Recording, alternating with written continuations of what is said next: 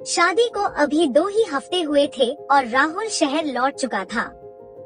सरकारी नौकरी थी उसकी, छुट्टियां सीमित थी। मैं नवविवाहिता प्रियंका पहली बार गांव में ससुराल के माहौल को महसूस कर रही थी। छोटा सा गांव, कच्ची सड़कें, मिट्टी की खुशबू और वो बड़ा सा पुराना घर जहां हर दरवाजा एक किस्सा सुनाता था।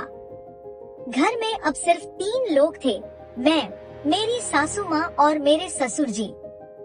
सासू माँ सुबह से मंदिर चली जाती थी और देर शाम तक भजन कीर्तन में व्यस्त रहती। अकेलेपन से जूझती मैं ससुर जी के साथ अक्सर चाय पीते पीते बातों में उलझ जाती। वो उम्र में मुझसे काफी बड़े थे, पर उनके चेहरे पर उम्र की थकावट नहीं, बस एक शांत उदासी थी जो कहीं न कहीं मुझे खींचती थी। उनकी आंखों में अनुभव था, पर कहीं बहुत गहरी तन्हाई भी छिपी हुई थी। एक दिन दोपहर तक मौसम बिल्कुल ठीक था, पर शाम होते होते आसमान में काले बादल घिर आए। आंधी की दस्तक थी और बिजली का जाना तय। जैसे ही रात गहराई, बिजली चली गई और पूरा घर अंधेरे में डूब गया।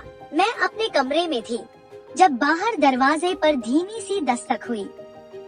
बहू, डरना मत, मैं हूँ, ये ससुर जी की आवाज थी। मैंने हल्के कांपते हाथों से दरवाजा खोला। वो लालटेन लिए खड़े थे।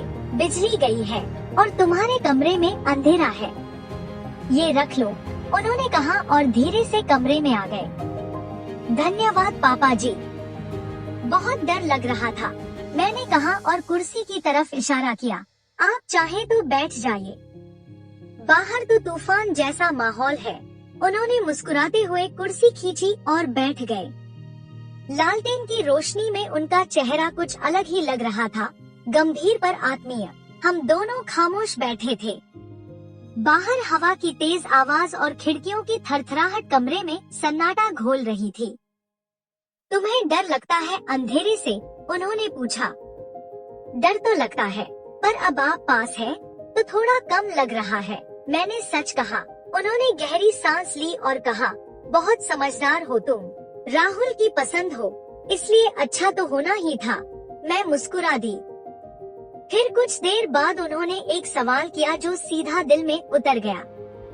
तुम्हें कभी अकेलापन महसूस होता है प्रियंका? मैं चौंक गई।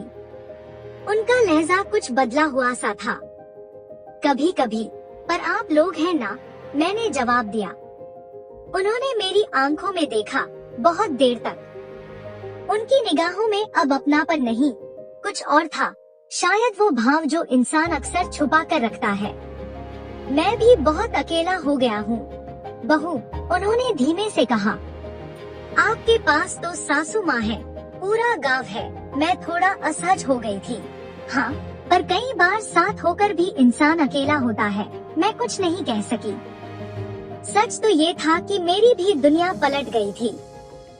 राहुल दूर था, मेरा मन भटकता था, और ये ससुर जो अब सिर्फ ससुर नहीं लग रहे। मैंने खिड़की से बाहर देखा, सारी बत्तियां बुझी थी, सिर्फ हवा की आवाज और कमरे में। तभी उन्होंने धीरे से कहा, अगर मैं कुछ कहूँ तो बुरा तो नहीं लगेगा?